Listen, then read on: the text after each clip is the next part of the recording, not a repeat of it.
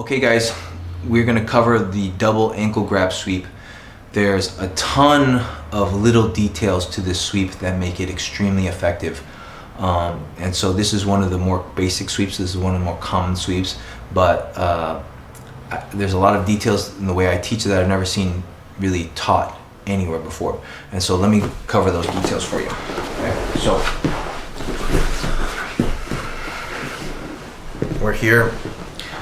So the double ankle grab sweep is used anytime my opponent stands up to open my legs, right? Usually people will stand up to try to open the guard. And so go ahead and stand up. Yeah, so it stands up like this, and then they start to break the legs and start to pass, okay? So one more time.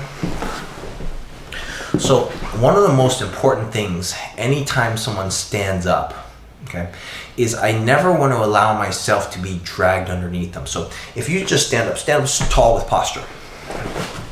Good. And so, yes, and what you can see now is he's kind of, as he stood up, I get pulled a little bit underneath him. So all of my weight is on my neck right now. If he were to actually put his belly forward and fall forward, I'm going to break my neck. So this is an extremely dangerous position to be in, where he's standing over me.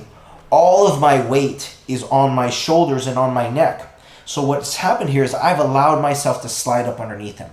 The other thing that is really terrible with this is it really prevents me from being able to scissor sweep. So now when I try to scissor sweep, I don't have the leverage. I'm too far underneath him to be able to sweep him. Okay? So one more time, let's go down. So the first thing with the double ankle grab sweep, anytime someone stands up, is I always put my hands in front of the ankles to prevent myself from being pulled or sucked underneath them.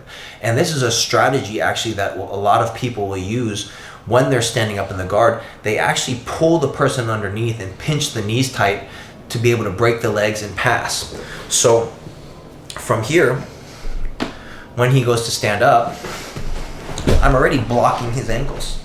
I do not let him, I don't allow myself, as you can see, I'm not in the same position that I was before. I'm a little bit further out in front of him. Okay, so one more time.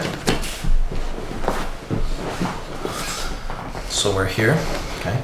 He goes to stand up. So immediately when he stands, I'm already pushing on his ankles, okay? So now what I'm gonna do is from here, now that I haven't allowed myself to get pulled underneath, what I'm gonna do is I'm gonna drop my hip, okay? My hip completely drops, and what I wanna do is I wanna pinch my knees together and pull my toes back. The reason I'm pinching my knees together is because I want to make sure that my ankles are connected to his hips, okay? From here, I'm going to reach behind and grab his ankles. Now what I'm going to do is I'm going to pull my heels down to the ground. So the goal for me is not to stretch my legs. I don't want to stretch my legs and lift my butt off the ground. And the reason is because if he's grabbing my gi, grab my gi for me, please. If I stretch my legs, hold tight. If I stretch my legs and he's holding my gi, what happens is I'm not trying to take his weight or his energy up into the sky, up into the air. And this is normally what happens if someone has one grip on the gi and someone tries to sweep, everything just went into your hand, right? Mm-hmm. See how he's not falling? So as I try to lift, what you'll feel is everything goes into your grip. As I lift, everything goes into your grip. Yep. Okay? So instead of trying to take him up in the air, what I do is I keep my hip glued to the ground. So my hip does not come off the ground. Knees stay tight together. All I'm going to do is bite my heels. Once he falls, immediately both hands go to the ground. Again, so he can't push me off. Okay.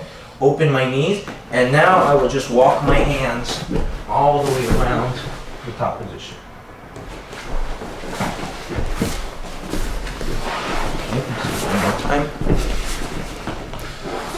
So we'll go over some details in a second about how to come on top, how I get on top. That is very, very important because, as I said with sweeps, the key to every sweep is not just knocking them over, but how do we control the position so that we can always win the battle to come on top. Okay, so he goes to stand up. So again, I block.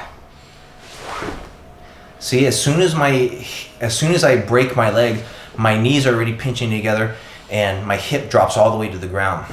okay?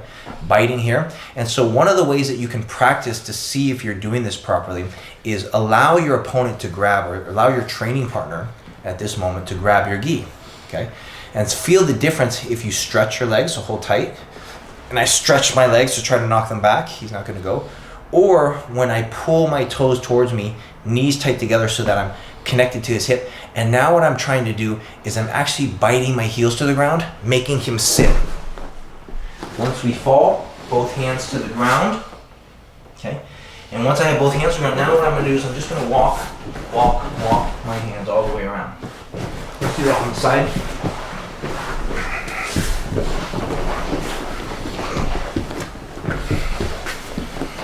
So we're here, so he goes in. So immediately I'm already blocking. Break, knees tight, okay? And again, I let him grab my gi, because if I'm doing it properly, that shouldn't matter, right? Even if he grabbed my gi, he's still gonna go down. So now, toes back, and all I'm doing is I'm biting down on his hip, and he's already you feel all the weight coming into your heels, right? So just from here, and that's why I want to stay further out in front of him too. I have more leverage against him, right? I bite, he's gonna fall, good. So actually go to this side. So if he falls to that side, if he goes to this side, my hands will come this way. So what's important now is that I connect both my hands to the ground. That's the first thing I want to do anytime I try to come on top, is put both my hands to the ground. If it's a one-on-one battle right now, as I try to come, just push me back a little bit. Yes, see, he can kind of push me back a little bit. As soon as I put my second hand around, push me back, push. He can't push me back. He can't push me back towards my back, because now I'm almost like all of my weight is facing down towards the ground. If I'm halfway, right, now I can go towards my back. So both my hands here, and even if he maybe hips out, at least I don't end up back on the ground, back on my back, right? So from here, I'm just gonna walk, all the way around to get on top. Okay, one more time.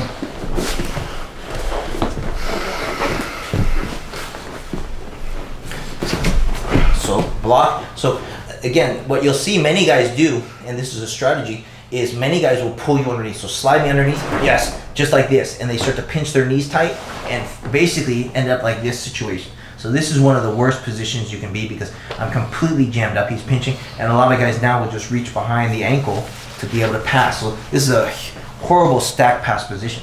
So I can never allow myself to get here. And so what initially prevents this is by blocking the ankle. So what happens is when he stands up, my hands pull me underneath you. He can't. So then I switch my hands to the back. So my hands block initially, and then when I go for my sweep, my hands switch to the back to grab the ankles, and then I bite. Right? Hands go to the ground. This off, obviously if he pushes my chest, that's an amazing opportunity for me to go for the arm bar.